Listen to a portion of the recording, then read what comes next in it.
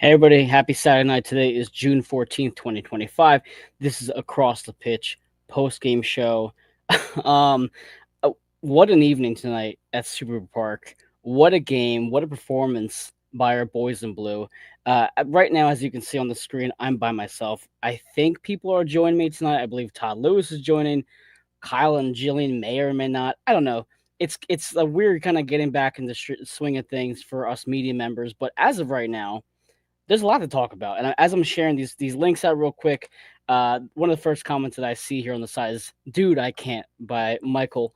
That's how I feel right now. I'm almost speechless because just when you think this team can't surprise you and they can't show you a different side of them and show a different level of tenacity and grit, they go out and put out a performance like they did tonight. So right away, let me get to the comments real quick. Valerie joins us tonight. Ernst was there in the crowd celebrating. I think she mentioned might have been on the Apple stream as well. So Valerie, I'll have to check that out to see Ernst enjoying the product that he has put together. She also said, "Why did Frankie get the yellow?" I missed that. I was getting ready for the show tonight, so I missed a couple minutes there between. So somebody can share why Frankie got the yellow, or what was a hand gesture of Zaha's in the 82nd minute. Please do. But Valerie also mentions now we have multiple goal scorers for this roster with Marcus Anderson now joining that group, and we're going to talk about Marcus Anderson tonight, not just because of the goal he scored, but I think again, it's so hard to go from one coach to another without comparing the two. It's so hard to go from one tenure to another without comparing the two. I think as sports fans, we do it all the time. And I think Marcus Anderson's presence tonight and performance in this past week, really, if you want to even just go beyond tonight, I think the real contrast between Jim and Carnell is like on full display at this point. But I'm going to keep going to the comments here. Michael says the Marcus Anderson last minute golazo, absolutely crazy. Eric Hall said, "Someone tell Marcus Anderson beers are on me tonight." Eric, it's so funny because one of our followers, Joe, him and I were texting before the game. I saw Marcus Anderson on the bench, and I texted him like, I don't know, 7:15. I said, "Listen, Marcus Anderson's going to score tonight." Now, I said that kind of jokingly, but he's also been in really good form entering tonight's match. And I figured, why not like put a flyer on him to score? I did not expect it to be the game winner in the final in the dying seconds of this match, but alas, here we are talking about a 2-1 win. And then let's go to the lineup here. So real quick, I'm going to bring up the starting rotation now, of course, or the starting 11, I should say. Of course, Ty Brebo isn't in this lineup tonight. Michael Ua is in this lineup tonight. We know that Danley is away on international duty. Quinn Sullivan's not around. So we knew that there was going to be some moving parts, some Carnell magic going to have to get put into place tonight to see how is he going to construct this lineup. So let's go through the starting 11 first. So Andrew Rick is currently in net, or was in net tonight. The back four was Wagner, Macania, Glesis, and Bizo. In front of them was Lukic and Bueno. We had Ben Bender and Bedoya, and then Vasilev on the top three behind Damiani, and then Damiani is the lone forward.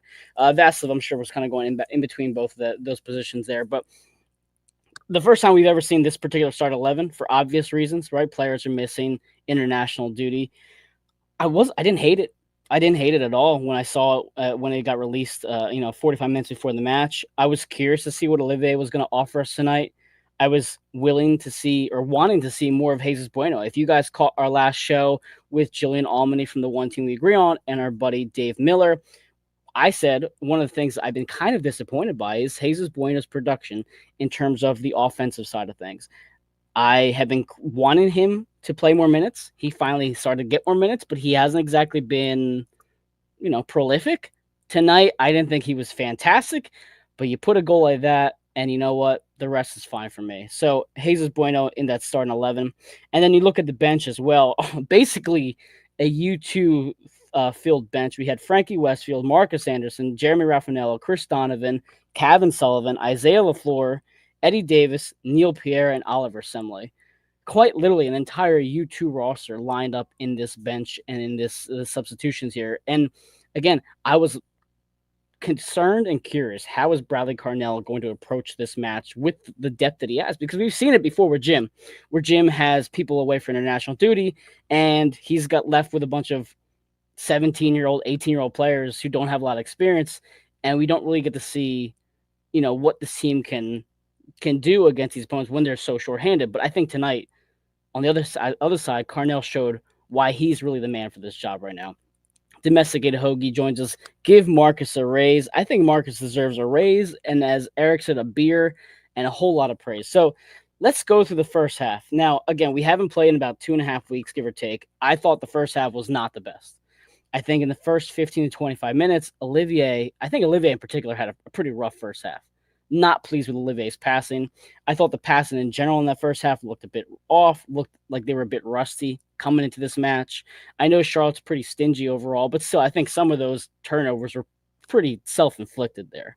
There was one play in the first, I think, 10, 11 minutes where uh, Vince, how about those Vince right here? How about those Union Two boys? Vince, I think I saw you pop up on the screen when the Marcus goal. I saw your face at some point on the screen, either on the teleprompter Super Park or on Apple. So it's funny that you come to the comments because I saw you earlier tonight on the TV. But yeah, I thought the first 15, 25 minutes was not that great, and it looked rusty. And there was one point in, I think, again, the first 15 minutes where Vasilev is going and attacking the final third, and his pass to, I think, Alejandro was so far away. And it reminded me of what I said last week with the show with Jillian and Dave. I was like, Vasilev's been great. I think he's been an unsung hero. I think he had a massive shoes to fill by replacing Daniel Gazdag, but you can see the passing's not the same as Daniel. And once again, he has a performance where you feel like you're just lacking a bit from him in that final third. And again, it kind of showed itself in the first half, in the first 25 minutes, I'd say. Once the first half hour passed through, I thought the Union settled down a bit more. As Dan says here, rusty and disjointed to be expected with all the rotation. Yeah, exactly. I was trying to give them some grace and some leeway there, Dan. Absolutely. But I think they settled in about half hour, 45 minutes, in the 40 minutes in, they started to be attacking more often. They were definitely knocking on the door, entering the final few minutes of that first half. And then right into stoppage time, you have Jesus Bueno with an absolute screamer of a goal. And once again, we see the defensive mids on this team stepping up in a big way. We said about Lukic. We've definitely been saying about Danley. Absolutely about Danley, who was very missed tonight. I thought Lukic did fine. I thought Bueno did fine, but it was clear you missed Danley tonight. But now Jesus Bueno joins into that conversation of goal-scoring defensive mids, and it just shows you how dangerous this club is across the board, top to bottom. And then I'm going to bring up a couple comments here. Lord of Olympia says 3 best players this year, not including, I guess, Brebo, Danley, and Quinn, and somehow they pull it off. Cardiac kids again, this time for the points. Yeah, it was a thrilling match, and it's nice to see this team doesn't give up. So again, in the first 40 minutes, let me take you outside the pitch for a few minutes. In my experience in today's stands, I was in the River End for the first half. I brought my daughter. At halftime, I shot back up to South Jersey to get onto the camera to do this post-game show. But I thought Super Park tonight, and if for anybody who was there tonight, if you agree or disagree with me, I thought Super Park tonight was absolutely electric. I thought it was almost a playoff-style atmosphere in the stands. The River End, I sit in 138. The River End was extremely loud. I thought the surrounding fans, I could hear them pretty well throughout the entire first half that I was there. And even Valerie says it was loud on TV. I really thought this was a playoff atmosphere environment. And I was kind of shocked. I mean, Charlotte's not like the Red Bulls or NYCFC. I don't think we have a beef with Charlotte necessarily.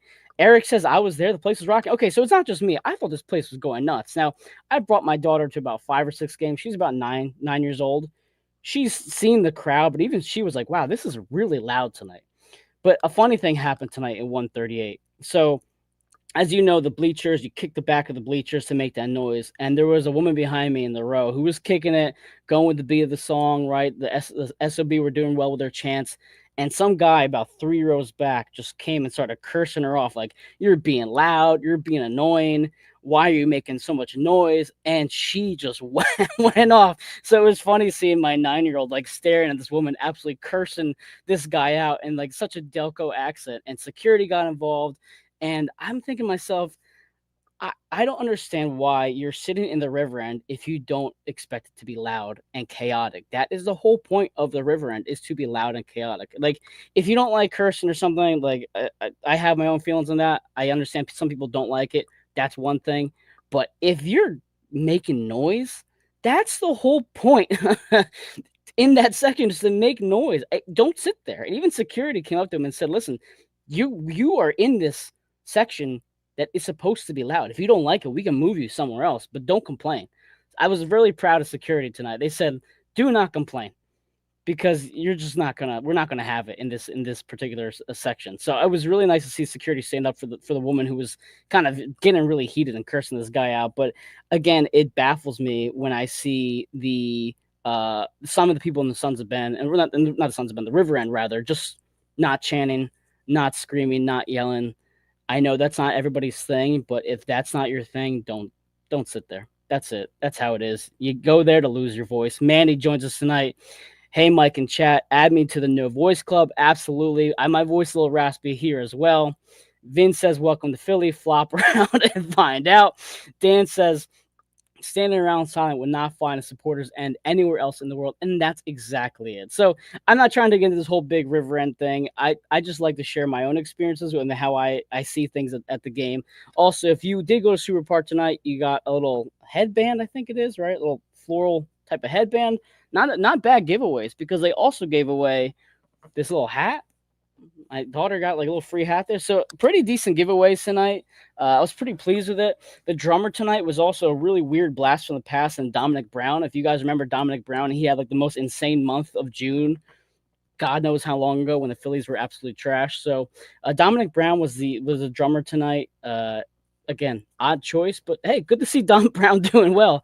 And Vince says, I don't know how I'm going to bully children at the Union 2 game tomorrow. Vince, I believe in you. I know how you are. You'll suck it up and you'll find a way to chant very loudly for Union 2. But anyway, let's get back to this match. So let's look at the substitutions going into the second half. I thought, again, when we're comparing the last tenure to this tenure, we know that Jim Curtin did not typically make halftime substitutions.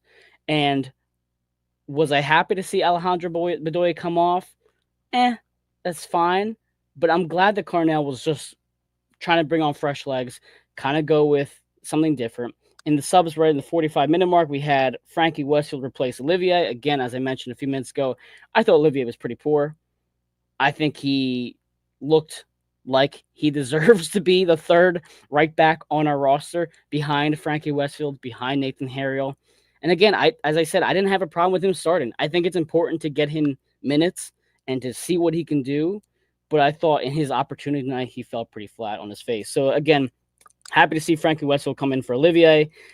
Alejandro came out for Chris Donovan. Again, I'm not going to critique Carnell too much on the subs for sub pieces he had tonight, considering the bench. But Chris Donovan replaces Alejandro Bedoya. Not too long after, Jesus Bueno comes out on the 57th minute for Marcus Anderson. And then you want to go further ahead to the rest of the substitution. Jeremy Raffanello replaced Ben Bender. And then I believe it was Damiani got subbed out for what's his name? I'm losing track of my names here. Kevin Sullivan, excuse me. So let's talk about Ben Bender real quick. I know this is his former team. In the first half, I thought he was fine. I thought if you're going to compare him and Vasilev, I thought he was the better of the two.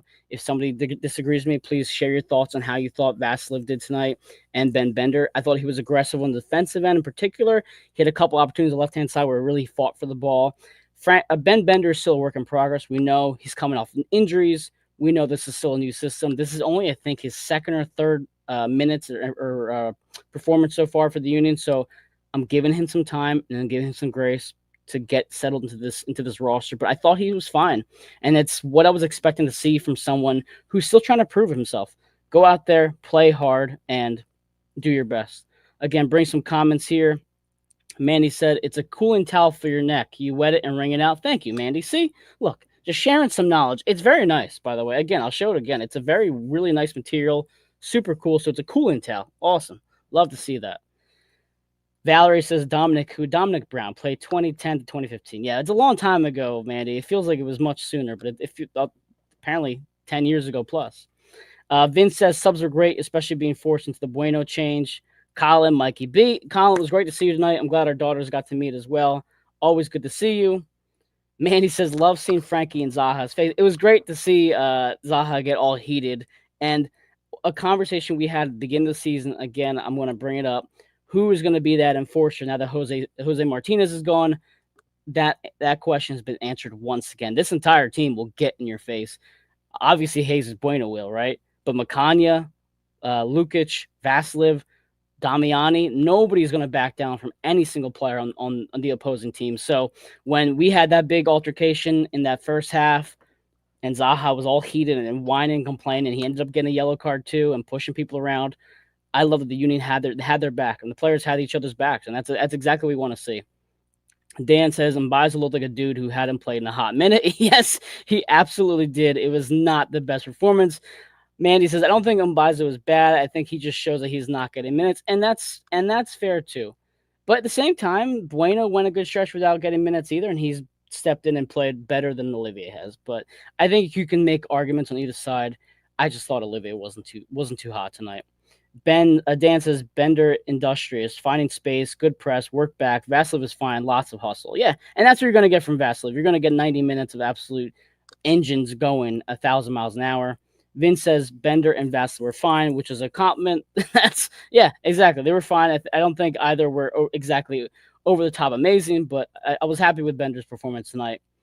Dan says, I thought the club was giving out branded ShamWows. That would been pretty interesting. And Mandy says, agree that Indy was hustling all over the place. I think Jovan also had a pretty fantastic game. Man was all over the field. Yeah, I thought Lukic was very impactful tonight. And as I mentioned a few minutes ago, missing Danley and that pairing of Lukic and Danley is tough. It's hard to see. But Lukic just stepped up tonight, and he tried to make the most of the fact that Bueno was on the side of him instead of Danley. And that's no knock on Bueno, but I think Danley just obviously and possibly the team's MVP so far. He's just really been a phenomenal player for us. And Collins is glad to see you too, man. Yeah, of course. Absolutely. Always glad to see you guys. So let's go back to the match here. And again, I'm trying to make sure I correct myself. Yep, Kevin Sullivan replaced Bruno Damiani in the 92nd minute. So let's talk Marcus Anderson real quick. If you have been following the Union 2 with Jillian Almany and Kyle Almany, he's been putting some good performances so far for Union 2. If you look at the Atlas match as well, he scores a goal against Atlas, a really phenomenal match against Atlas. So one of the things that we talked about probably the last few months, maybe the last few weeks, and then obviously several months last year was Marcus Anderson basically disappeared at the end of last season. Now, I know injuries come to play. I get that. It's very tough for players to come back from injury. They always go through different things. But it was very clear that after the Cincinnati match that Marcus basically blew for us in Cincinnati, that he was in the doghouse for Jim Curtin, and he was never going to come out. And we don't see that with Bradley Carnell. Now, is Marcus Anderson playing tonight because both Ua and Ty Baribo are out? Yeah, probably. That's probably why he gets a call. That's why you see Eddie Davis on the bench as well. But regardless, it's nice to see Carnell reward the players that are playing well, whether it be the first team, whether it be the second team. And I think when it comes to a forward, going with a hot hand and going with somebody who's in good form is really important. It's the same thing as baseball. If Bryce Harper is out there hitting 400 over the past week, you're not going to bench him for, Alec Boehm or whatever it might be, right? You're going to play the hot hand. And I think if you're looking at who can come in as that fourth striker on a consistent basis, in the conversation we had last week with Jillian Almany and Dave Miller, is Donovan replaceable as the fourth striker? Who's going to take that spot when he's not performing as well as he should? And now we've talked about Chris Donovan for probably the last 2 years. We know he's not really an MLS caliber player, but as your fourth striker, it's not the worst option in the world. But when he's in the game, he's not really offering much. He's kind of that closing player who's just going to play really hard and maybe get lucky on a bounce and press the keeper as much as possible. But listen, eventually you have to produce. And if I'm Bradley Carnell right now, and if my entire forward staff is there and you have Baribo, Ua, and Damiani up top and all of them are healthy, and you have to say, okay, who's going to be my fourth striker on the roster? I think you're benching Donovan at this point. I think you really genuinely have to give Marcus Anderson a legitimate chance at this point. And if you heard the conversation that Jillian Almany and Dave and I had last week, Jillian mentioned as well that Marcus Anderson can play the 10 as well. So not only are you bringing in somebody who is probably a bit stronger than Donovan, who has just the same engine as Donovan, who has a better finishing touch than Donovan and who is more versatile than Donovan, I don't think it's really a hard question to answer. I think Marcus deserves once again to be on the first team roster.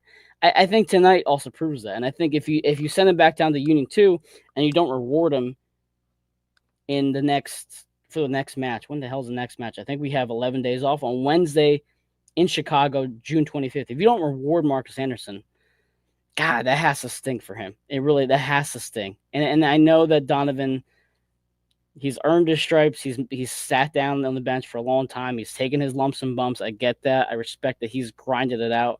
But eventually, you just have to bring the next best player. And I think Marcus is that. I think Eddie Davis could be that too. And it's great competition. It's awesome that we're struggling to see who's going to be our fourth striker. That means we're really deep, and that means we have a lot of talent in front of them. Again, I'm going to bring up more comments here.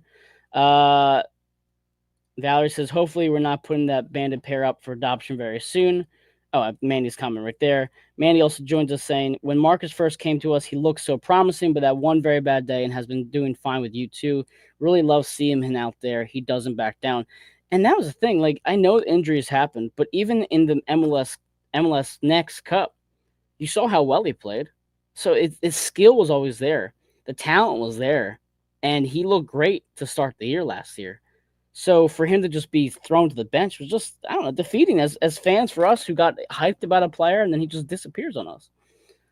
Mandy says, we've been a perfect night to wear my Anderson jersey. I applaud you, Mandy, for having a Marcus Anderson jersey. I actually saw a Chris Donovan jersey in the River End tonight. So there's a lot of love for our Union 2 strikers out there. Lord of Olympia says, Mike, agree on Anderson versus Donovan. Donovan hustled, but bad crosses and missed a one-on-one. Anderson has more speed. Yeah, I think you're right. I think Anderson does have more speed. And just from a physicality standpoint, he's going to out-muscle people more than Chris Donovan. Vince says Dono is in the wrong position, and Marcus has many positions. Flexibility calls for Marcus at this point. And I think, Vince, flexibility has been the calling card of Bradley Carnell up to this point. Who can play multiple positions? How versatile are you? We've seen it with Rafinel already. We've seen it with Vasilev already. Nathan Harriel. We've seen these players be sent in all different positions throughout that rotation. So yeah, I think you're absolutely right. Flexibility is really important in this part of the season, especially if we aren't going to add any depth in the summer window. Then at least we need to have players who can play all across the field and not miss a beat. Mandy says, and don't forget Nelson Pierre when he comes back to us. Kid is tearing up MLS Next Pro. Yeah, that was actually Jose Nunez's biggest surprise of the season. How well Nelson Pierre has done. I think it's for Charlotte's second team. Mandy, correct me if I'm wrong there. I'm drawing a blank at this point where Nelson's playing. Oh, no, I think Vancouver second team, if I'm correct there. So Nelson's played well. I think he's up to 10 goals so far in MLS Next Pro. So I think for the first time in a while, I'd say our forward depth in Union 2 and even Union 1 is pretty deep. And I don't think we've said that for quite some time. I really don't think we've said that for quite some time. I can't remember last time we've had these many promising strikers in our system. So it's a really exciting time in that regard. Colin says, how many chances are we going to give Donovan? Yeah, it's I think he's run his course. I really do. And he's also, again, just a great kid, but this is a professional business at the end of the day, and he's going to have to kind of take a back seat. Mandy says, oh, it's a Union 2 jersey. That's awesome. I absolutely love that. Vince says, if Marcus was 90 minutes fit for MLS Next Pro Cup, Union 2 wins it. I agree 1,000% there, Vince. That was a tough game to watch. And I remember Jillian mentioned that there was an interview or some sort of YouTube video where you see Marcus Anderson just trying to play that full 90. He couldn't. So she mentioned it was a pretty tough watch. But yeah, Vince, I think you're right. If he plays that full match, they're probably winning that game. And he played great in the Eastern Conference Final too, if I remember correctly. So he was in great form entering that match. Cole says, anyone knows when Donovan's contract ends? I thought he just got extended. If somebody can see that real quick, let me know. Mandy says, Cole, not soon enough. So whenever it is, Cole, it's clearly not soon enough. Mandy says Vancouver second, and he's still the boot leader. That's absolutely awesome. Michael says, I did predict a Marcus Anderson golazo when I saw him on the roster, by the way. Yeah, listen, Mike, I did the same thing with our friend Joe. I said he's going to score one of these games, and tonight was it. Cole says, Mandy, if I made the decision, it would end tonight. And Vince says, 2 more years of Chris Donovan. Yeah, that's kind of tough there. It's kind of tough. We're going to swallow that pill for a bit. Sean joins us tonight saying Donovan had game one and typical shot straight into the keeper. And you know what's funny, Sean, is that Chris Donovan has had some pretty important goals for us as in his Union history. I think he had the Leagues Cup goal against Querétaro. He pretty sure he had the playoff goal against the Revolution. Um, he had a goal against NYCFC, if I remember correctly. He's had some pretty decent goals for us over these last couple of years. It's few and far between, and that's the biggest thing. It's no offense to Donovan, it's just not consistent enough. And I know forwards are streaky. I get that. We see that with Damiani right now. That man is just begging to score a goal, and he cannot. But he does, at least Damiani is in the right position and making these attempts. Donovan is just simply not. Mandy says, I'll pay off his contract if it means we can put him away somewhere. Colin says, Dono needs to go. He's run his course, provides nothing, and hasn't scored in 2 years. Sean says, all he is good at is creating chaos. His feet are cinder blocks. Sounds a lot like Sam Adeniran, the cinder block feet. Vince says, move Donald to Union 2, give him a chance to earn his spot again. 5 or 6 strikers fighting for a spot makes them all better. Listen, again, Vince, that goes right back to the point I just mentioned. You have a lot of depth in your striker position, and Dono might need to also just get his confidence back. I'm sure for him, it sucks that you're not playing. It sucks that he's not scoring. I mean, shit, maybe loan him out. I think Mandy and all these are all our fellow commenters have said how many times to Jose and I, why aren't we loaning these players out? Is anybody really going to be upset if we loan out Chris Donovan? No, I don't think I will. Let us bring in other players on the Union 2 who are more deserving. At least you can get something for him. Send him out there. Maybe he does well on USL side or USL2 side. I don't know. I don't know if anybody wants Chris Donovan, but at this point, he just seems like he's kind of taken up a spot. Cole says through 2025 with options for 26 and 27. Sean says, can we switch to why Mbaiza was subbed out? Westfield got caught ball watching. Yeah, you know what, Sean, that's a great point. I think we talk about how good Frankie Westfield has been so far this year, and he's been great. Don't get me wrong, but we also got to remember how young he is, and that's the same that's going to go with Andrew Rick when he had that mistake in New York City. You're going to say that with Makanya, who, by the way, I thought Makanya was actually pretty damn solid tonight. I thought Makanya and Glasses had a pretty solid performance overall tonight. You're going to say that about even players like Vasilev, Damiani. These are still fairly young players in their early 20s. And as good as Frankie Westfield has been, he got caught ball watching tonight, and he made a mistake. And that's something that we're going to have to live with, unfortunately. I think as Union fans, we've been saying for years, we want to see depth being used on this team. We want to see what these young kids can do. We know how talented they are. I think everybody agreed that Frankie Westfield was going to come in and make an immediate impact. I feel like most people are very confident with that for those who've been watching Union too. But if we're going to go and push in this youth movement, and we're going to give our depth a chance, and we're going to get away from the way Jim Curtin handled his bench, then you have to also accept that there's going to be some games where your youth are going to make mistakes. And I think tonight was a perfect example of that. But at the same time, it's how the way they're responding is really promising. So yeah, these young players are making occasional mistakes, but this overall young collective team as a whole, right? Besides, let's say Glesnes, Wagner, Uwa, and Bedoya, there's again a very young squad. This team just doesn't get down, and even if a mistake happens, they're not getting on each other. The body language isn't bad. They might be young, but they're also really mature in how they approach adversity. And I thought that was on full display tonight. Some more comments here. Manny says, send him to Vancouver too. Seems to be working well for us. Yeah, maybe him and Nelson Pierre out there paired together would be okay. Manny says, I think it was a planned sub. He was the first to start running up before the half. And yeah, you know what? I'm glad Carnell made that substitution for sure. Michael says Donovan would make a better center back according to Carnell. I was hoping, Mike, in the Atlas match that we would have seen a little trickery there and have Carnell send Donovan in center back after he made that comment a couple weeks ago. But unfortunately, we did not. But at least it would have been an interesting experiment for sure. Mandy says Frankie saved our ass clearing that ball from the net. And Vince says, guess I got to open up my checkbook for the Marcus Anderson Tops Now card this week. Yeah, listen, Vince, got to add that to the collection there. Sean adds, Mbaizo had Zaha Frazzle, just seemed like a weird sub. I'm a huge Frankie Westphal fan, by the way. Yeah, it's fine. I thought Olivier wasn't that great tonight. So I was, whether it was a planned sub, whether it was because of his performance, we're not really entirely sure right now, but I think it was the right move overall. Michael said Makani was solid tonight. He impresses me more every single game. And you know what? For Olivier, or not Olivier, I'm sorry, Makania, it's a lot of pressure for him right now. I know Nathan Harriel is not with the team at this moment, but we know Nathan Harriel can play center back. At this point, we know Neil Pierre is knocking on the door behind Makanya and Nathan Harriel. We know Glavinovic is.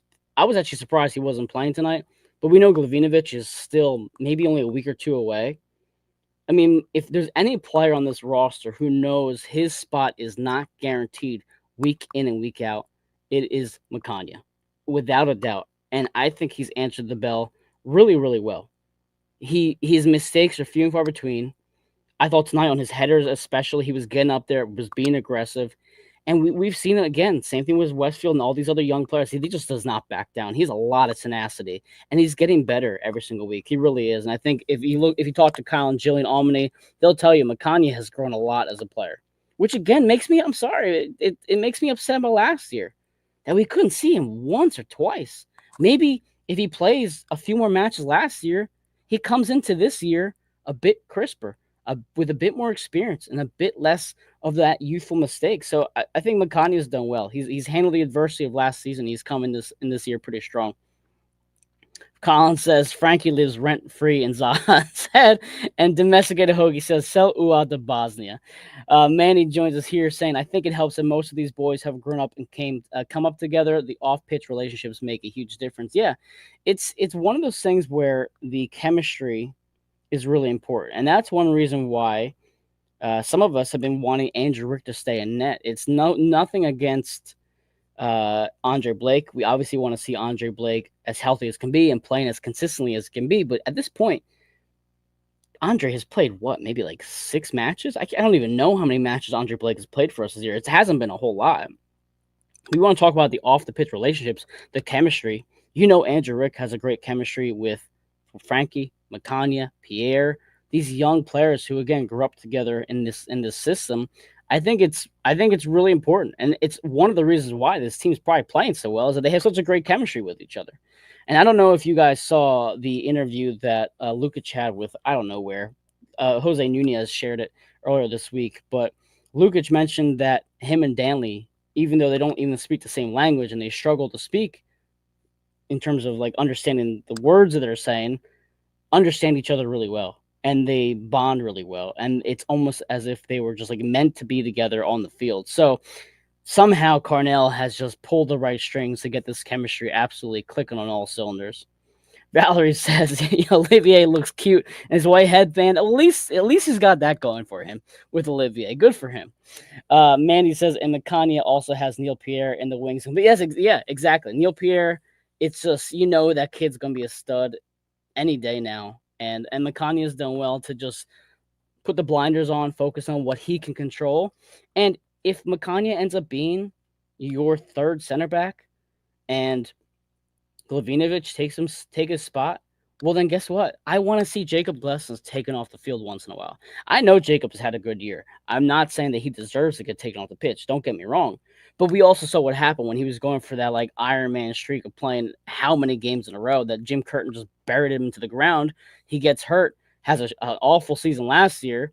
So if Makanya is going to be sent to the bench, then at least introduce him into this rotation on a consistent basis. Whether it's taking Glessens off at the 80th minute, 90th minute, whatever it might be, to just get a few minutes out onto Makani's legs.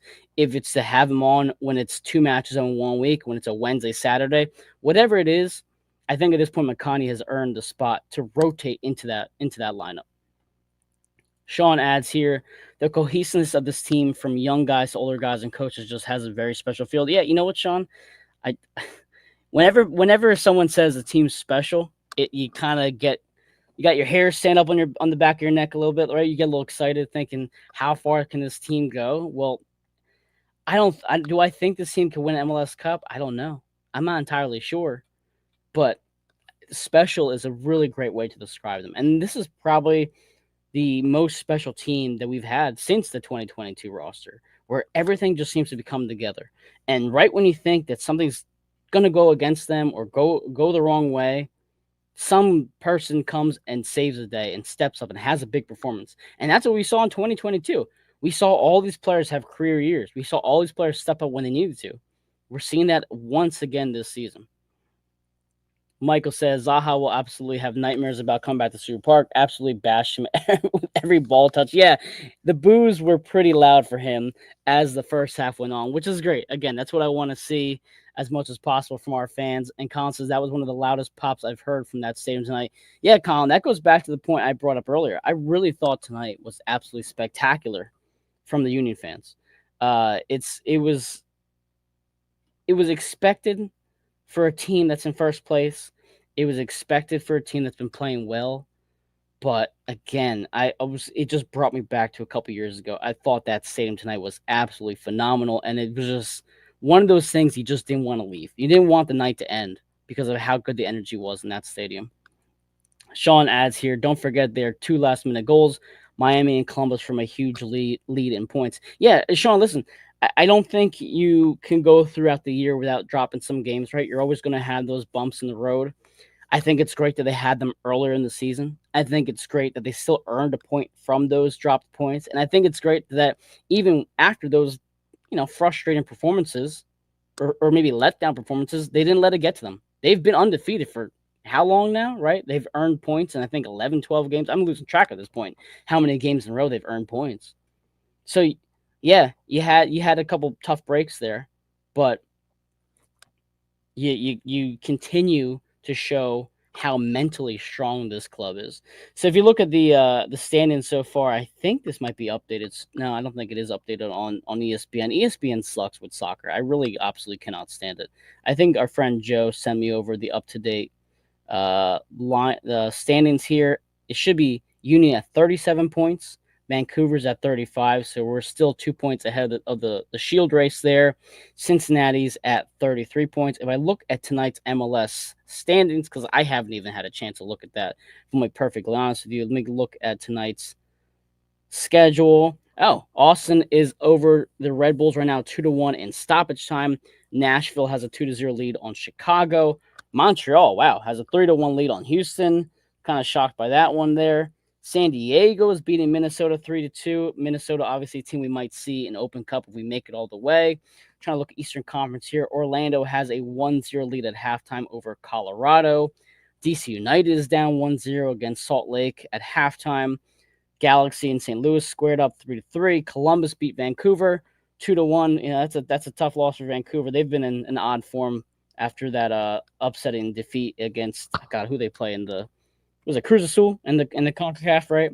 And then Cincinnati beat New England 1-0. So some results going our way, especially if that Red Bulls game holds up for Austin. And then some surprise as well. Montreal with a 3-1 win. Who would have thought? Mandy says could have been over 40 points already. Yeah, that's exactly it, Mandy. We are so close to having such an even better season than we already are having. Kyle says, just went back to rewatch the Fallon Zaha, and my God, what a baby. Yeah, he was really, really upset. And I've seen players get upset before and they throw a tantrum, but that was one for the ages. I mean, he was really just, I think it was a good 20, 30 seconds that he just did not shut up. So I'm glad the ref at least addressed it, gave him the yellow.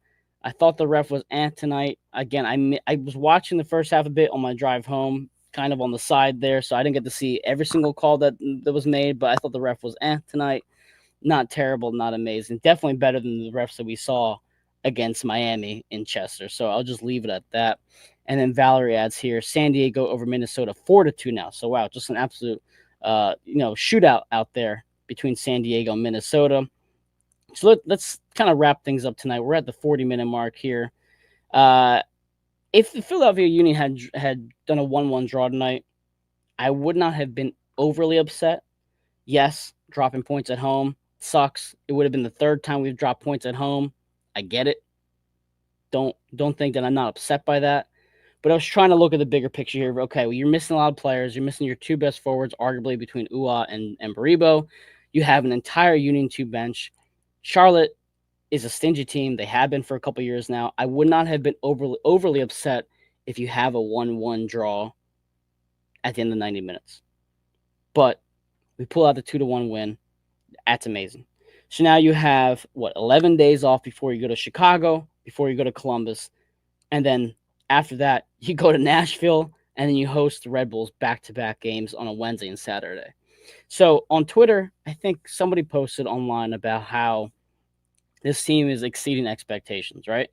And one of the things that I had mentioned on Twitter was, well, yeah, I think this upcoming test is great for them. And somebody responded to me, well, don't you think they've earned it already? Why do we have to go through another test? Don't you think they've proven themselves?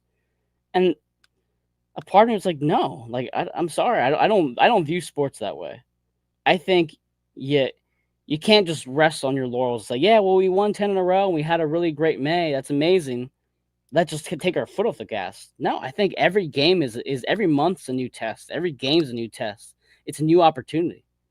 So yeah, we had a really tough May, and your depth and your substituting and your health and your training and your coaching was going to be on full display. And I think if you exited May having a really good feeling this team is pretty legit. This is a good team. They can beat anybody, right? I think we all exited May thinking, yeah, this team could win MLS Cup. Maybe, right? We're getting there. But the problem is if you enter June and July and they lose every single one of these road games, you're like, well, are we really that good? So this is a new test for us. And as much as that 1-1 draw would not have been the worst thing in the world, to leave our home stadium with a dramatic 2-1 win is an absolutely phenomenal momentum boost going into the stretch. Because again, Chicago on the 25th, Columbus on the 29th. You know you want to get back at them for taking a point in Chester. In July, on Saturday, July 5th, Nashville on the road. Those are 3 games where the Union could legitimately lose, draw, perform poorly on.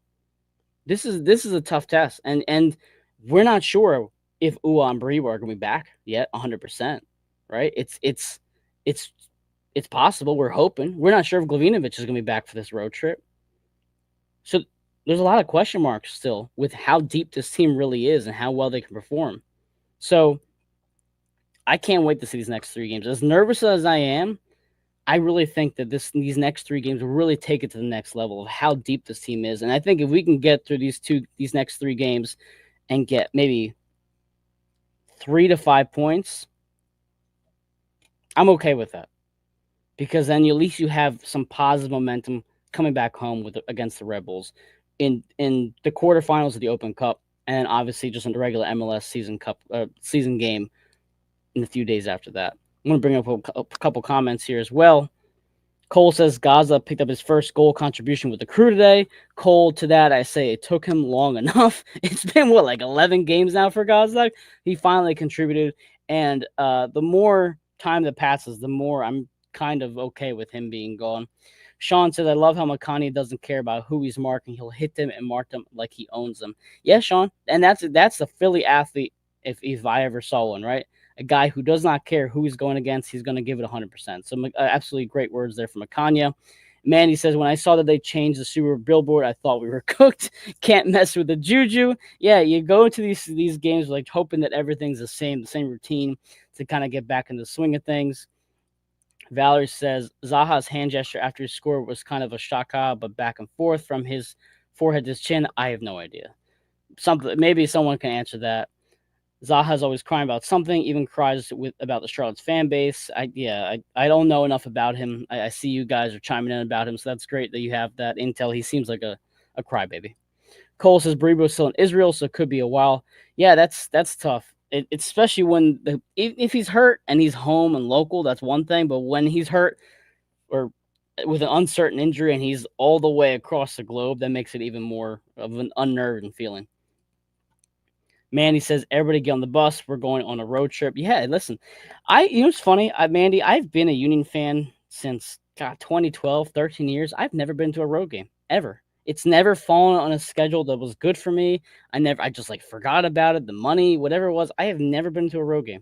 So I've been dying to go, and now that I do this post game show, it makes it even more difficult because I have to be in front of good Wi-Fi, and the hotel Wi-Fi is always suck. So I gotta find an opportunity to get to a road match.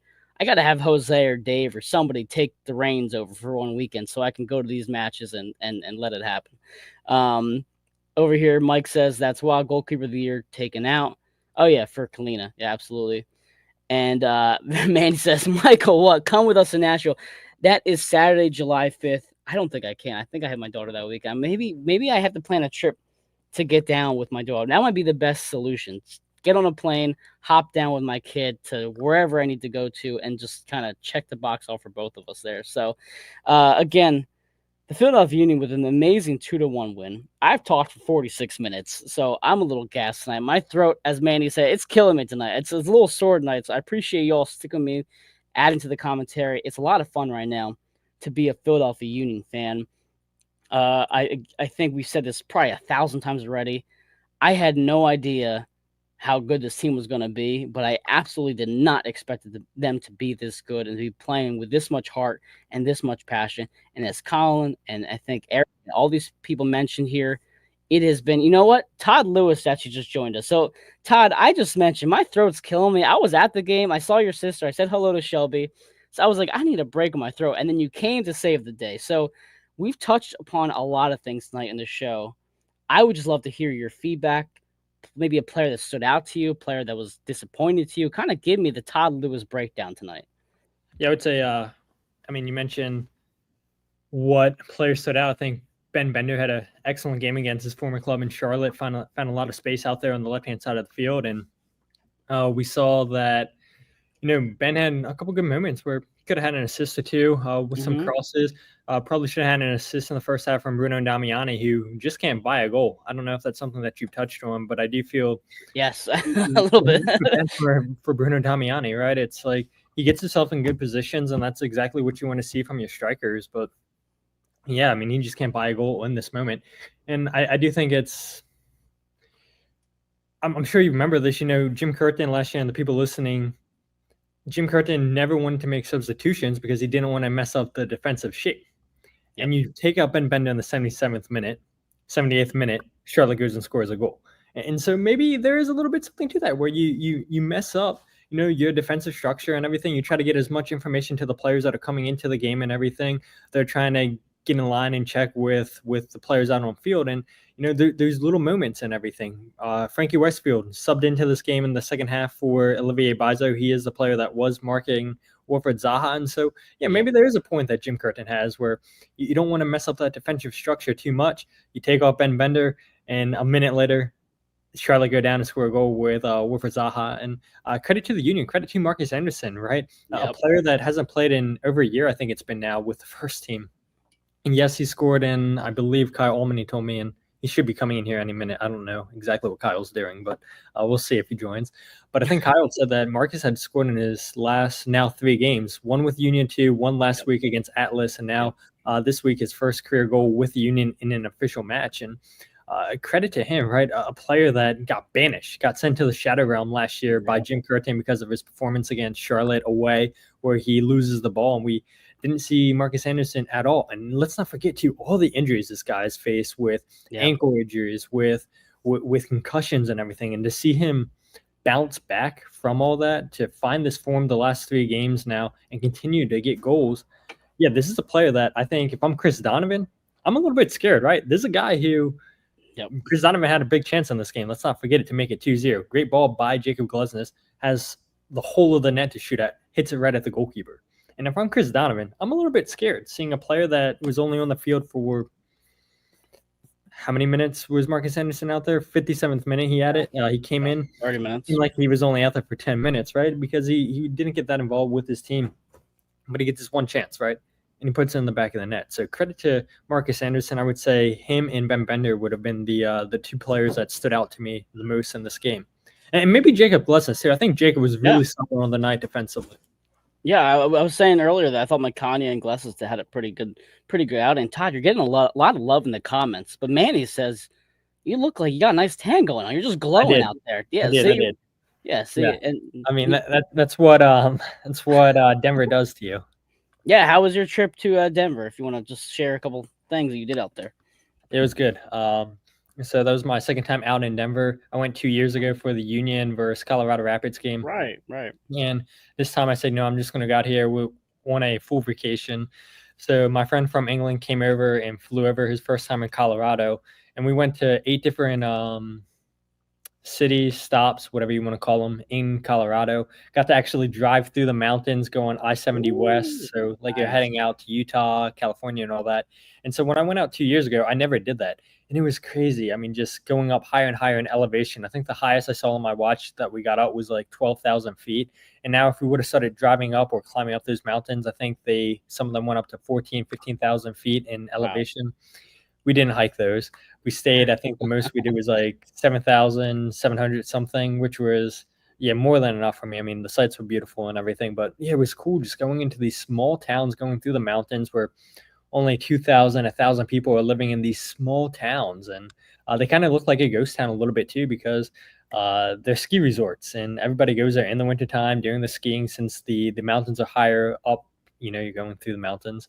And so it was just cool just seeing snow still in mountains the closer we got to the mountains. And I've never personally driven on a road where you make one turn to the left and you're driving off the mountain. So I was a little nervous. I was a little bit nervous. I was like, don't mess up. But yeah, Denver was awesome. Enjoyed my time with my buddy Jem.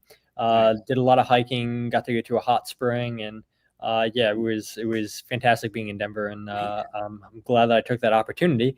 And it's even better too, right? Because when I went, the Union had played the previous Saturday in Dallas. They tied 0-0. And I'm like, I didn't miss much in this game. So all in all, it worked out. No goals to review on a 0-0 match. So yeah, it's great that you got some downtime out there. That's fantastic. The pictures, as Mike says here, great picks, by the way, Todd, as always. So one of the things that we were kind of hinted on talking about right now was the upcoming matches. This is a pretty tough stretch for the Philadelphia Union after this game. And I think if they drew tonight, again, we wouldn't be too overly upset considering the rotation that we have tonight. But what's your biggest concern moving forward? Because as good as this team is, they are still having this habit of dropping points when they have a lead. So what is your concern kind of entering Chicago, Columbus, and Nashville? The depth, I think, right? I mean, you had 7 players missing in this game, whether it be international duty, injuries, and I mean, to see the bench step up, and I joked to Kyle, who has now joined us, and I was like, it's nothing but Union 2 guys on the bench. And to see a Marcus Anderson step up, I know Frankie Westfield's kind of graduated from Union 2, but he steps up with the assist, gets beat by Wilfried Zaha, comes up big with that assist. Kevin Sullivan makes an impact on that play.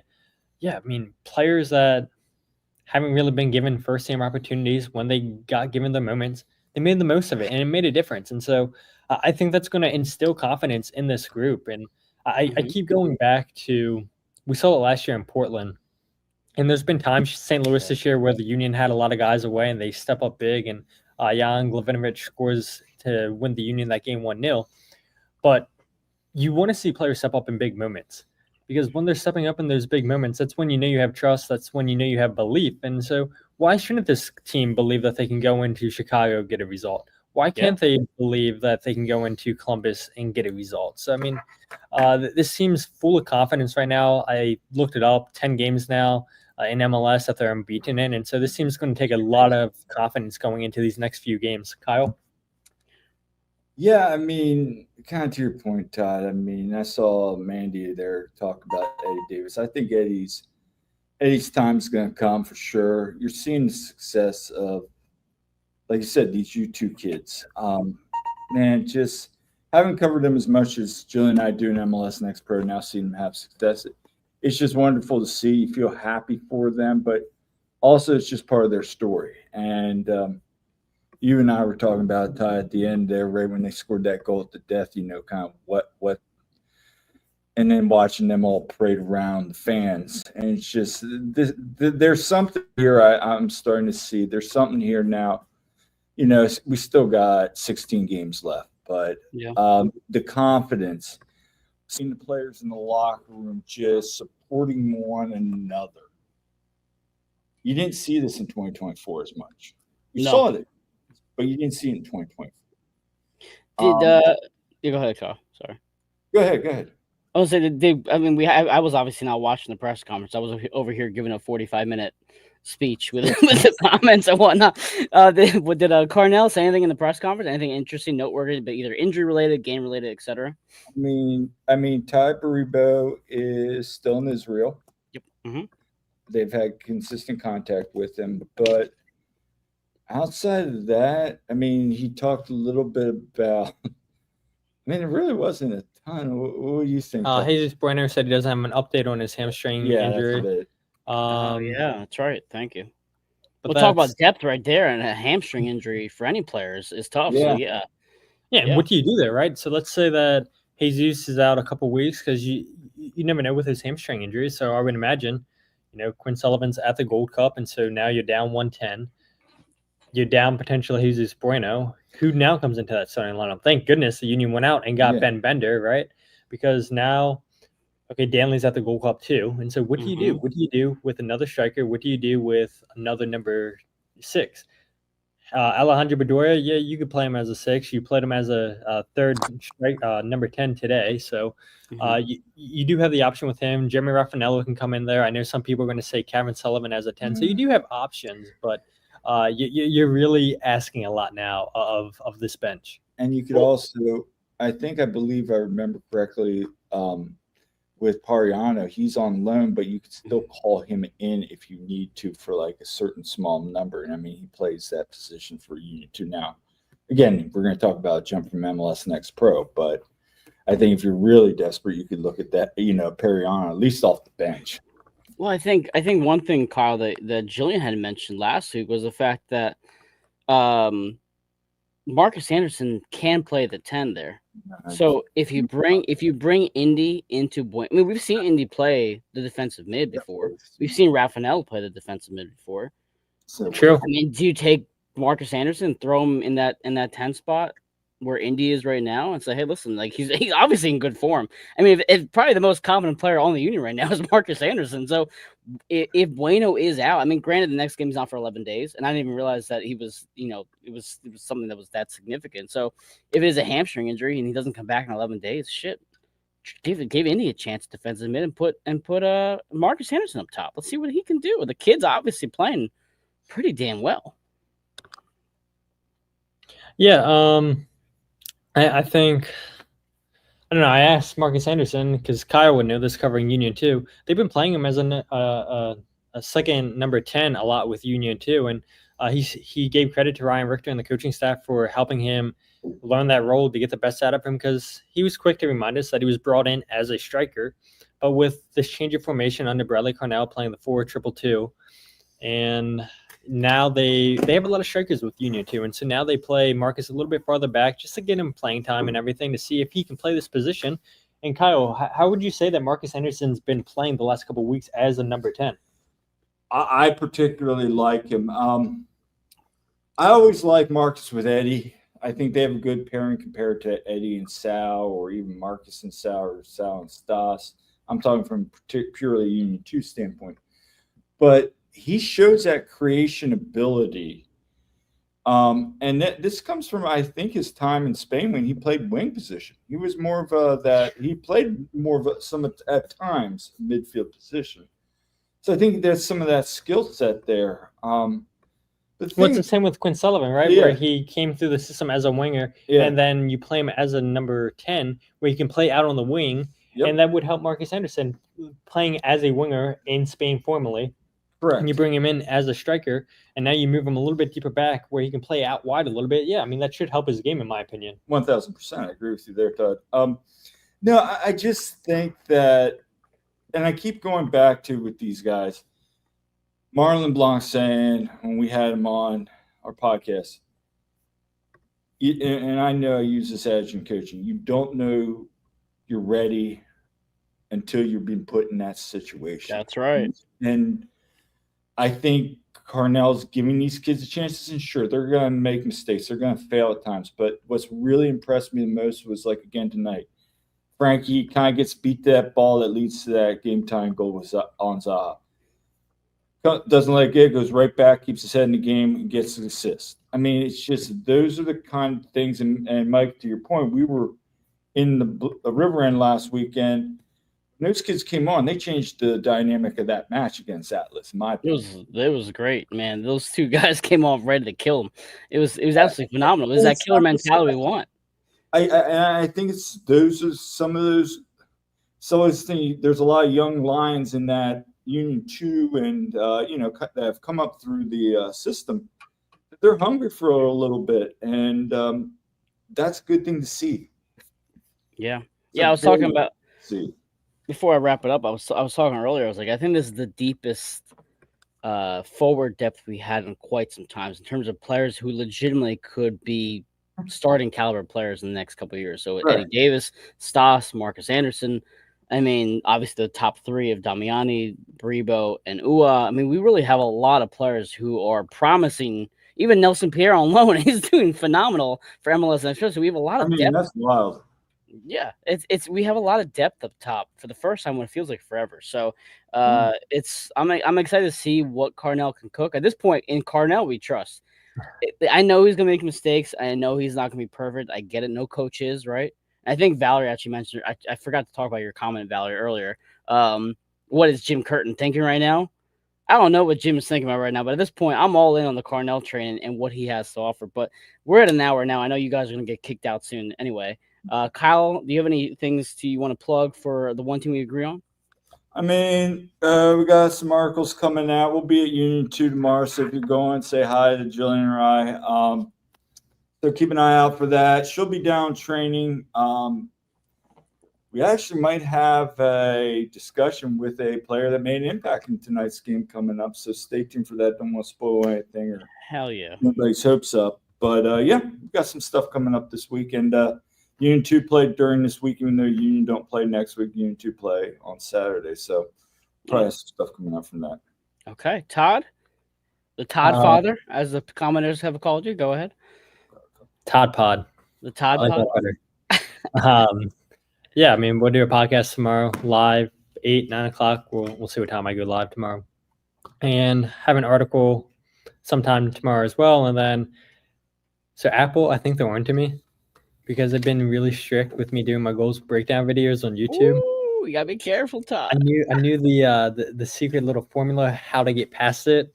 And now they caught on to that. So we'll see. Smart, man. If I can do a goals breakdown video on YouTube, I'll put it fully on Substack. So fingers crossed I can do a goals breakdown video. But yeah, Apple, they're catching one.